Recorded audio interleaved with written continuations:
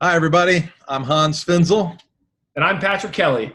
and we wrote a book, The Millennial Boom. We're pretty excited about it, and we want to tell you, first of all, how we met and came about a baby boomer and a millennial writing a book together about how to work well together instead of just throwing hand grenades at each other.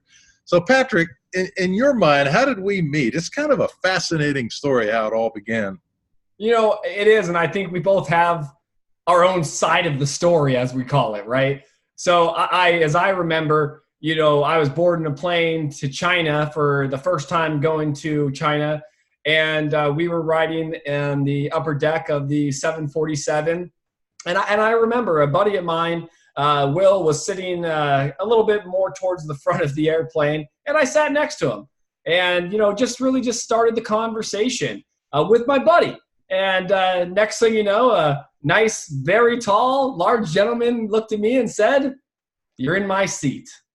And I immediately stuck out my hand and said, "I'm Patrick Kelly." And he says, "I'm Hans Finzel." And that was the start of it.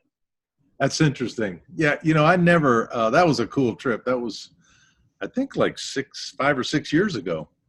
And I 2014. never talk to people on the airplane. I've traveled my whole career. I've been to over 100 countries, and I'm an introvert, and I don't like to talk to people on the plane. But I was kind of fascinated by this guy in my seat, and Patrick Kelly is quite aggressive, and he sort of forced us into a conversation.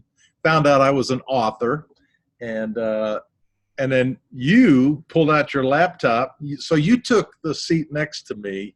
That was your brother? Correct. Yeah. No, the seat next to you was Will, was a classmate of mine. I was sitting 4 seats behind you next to my brother. Okay, that's what it was. But I remember you fired up your laptop and you got on Wi-Fi halfway across the Pacific Ocean, right?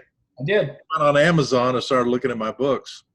I did. So I would say halfway through it, as I knew Hans was sitting a few seats ahead of me, I had never met an author before. So I was very excited too, right? I did. I got on, I started reviewing a little bit of the sample chapters that Hans had on Amazon.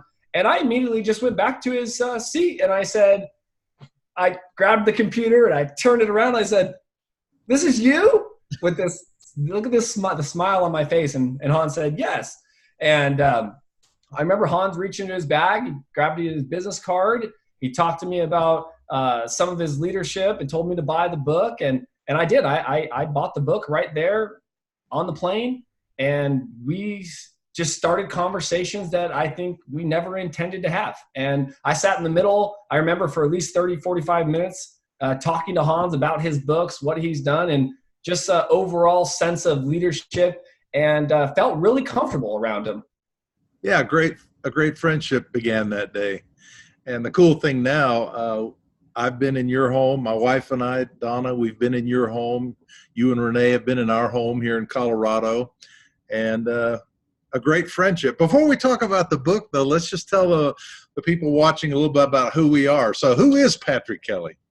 Well, I'm an entrepreneur, a small business owner, and I call myself a strategist in the produce and supply chain industry. So over the last 15 years, I've just been so dedicated for continuous improvement and growing supply chains. Now, I say 15 years, someone will probably say, "Wow, so when you were around 12 to 13 years old, you were running businesses."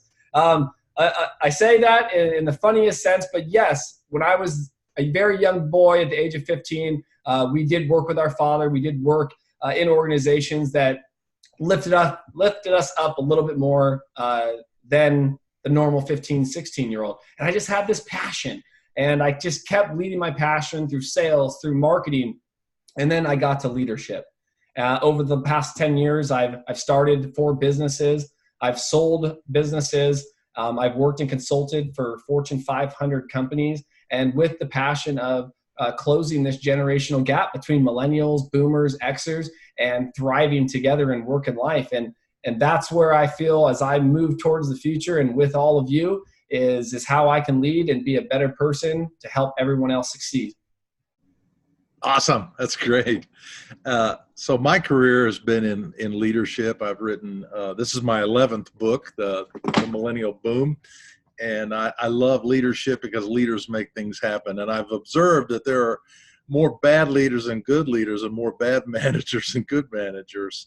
And the way the conversation really went with Patrick and I is on the airplane, as I recall, you knew I'm a baby boomer and I knew you were a Gen Xer, but you were just telling me what a bunch of jerks a lot of the baby boomers are in the industry that you work in Central California, right?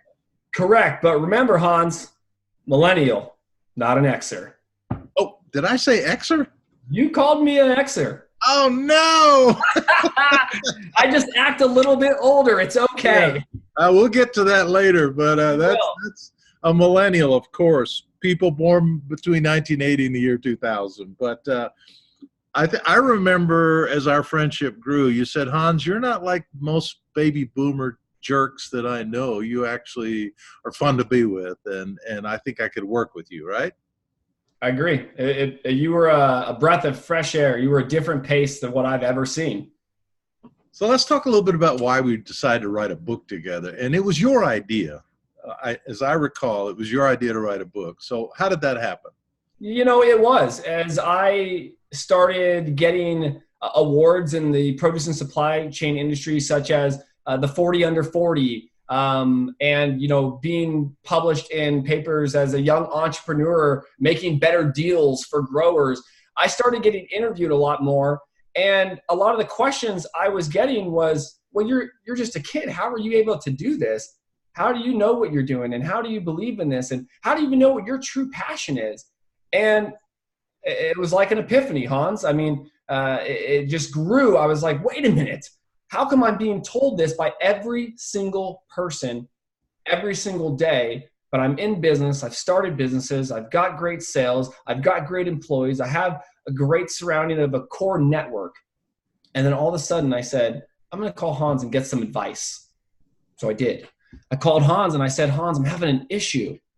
And Hans, you remember, I would call you maybe once a month and get feedback of, hey, what would you do in this situation? Almost look to you as a mentor. Do you remember that? Yeah, I do. Yeah. So what made me start thinking was, wait a minute, Hans has been able to get his word out to people. I said, how can I do that? So in my first interview, they asked me questions of how do you feel that the industry can change? And I started to tell them about my industry being controlled by baby boomers and how there was no room for development. And so I wrote an article on it for the produce and supply chain industry. And when I got my award, that's what I presented, was how I felt the industry can change by getting better boomers and millennials working together, better buyers, better communication, better transparency. Wait a minute. Thrive together. We want to thrive together. And that's what hit me, Hans. And that's why I finally said, Hans, maybe we should just do a little article about this. Every time I talk about it, it's getting traction. We're getting knowledge. I'm getting pushback. And I remember I called you and I said, what do you think? Do you want to do something about it? And what did you say? I said, sure, let's do it. And 3 years later, and I think the cool thing, I've written a lot of books. I've never taken 3 years. But this thing was like a percolating, and we were learning to work together as we were writing about working together. Correct. And which is one of the cool things that I was pretty excited about the project. And we had some starts and stops, but let me just throw out a big condemnation, just to whet people's appetite. This is going to be a series of YouTube videos about our book.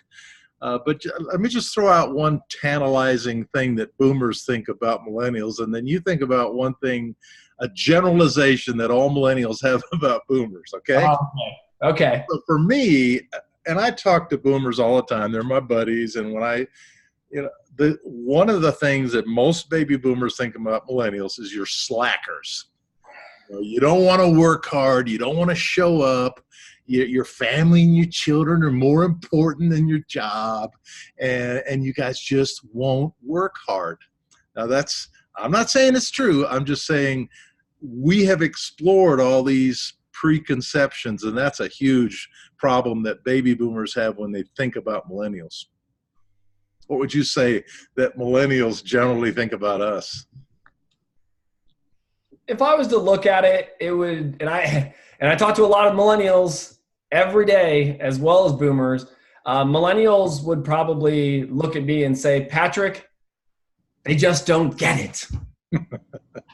And there's so many definitions behind that as well. There's so many opinions towards that. You just don't get it. But I do believe that as millennials look at the boomer mentality within the workplace, it's you just don't get it. And not why you just don't get it. It's just flat out, listen, this is the way that I do business. And unfortunately, you just don't get it. Okay. Well, listen, we're just about up for this video because we're going to take a series of videos and go through the book chapter by chapter. And I think for me, if there's one message of this book, it's respect.